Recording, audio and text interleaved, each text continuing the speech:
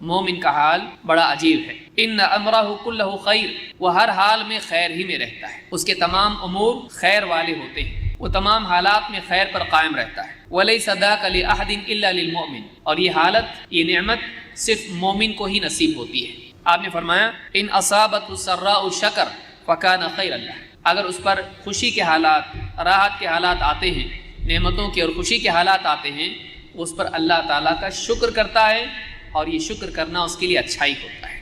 اور وَإِنْ أَصَابَتْهُ ضَرَّاءُ صَبَرَ فَكَانَ خَيْرًا لَهُ، اور اگر اس پر مصیبت کے حالات، تکلیف کے حالات آتے ہیں تو وہ ان پر صبر کرتا ہے، اور یہ صبر کرنا اس کے لیے اچھائی ثابت ہوتا ہے۔ معلوم ہوا کہ مومن ہر حال میں خیر سمیٹتا ہے، اس لیے کہ زندگی میں دو طرح سے امتحان اس کا ہونے والا ہے، اچھے حالات، برے حالات، خوشی کے حالات، تکلیف اور مصیبت، پریشانی اور غم کے حالات۔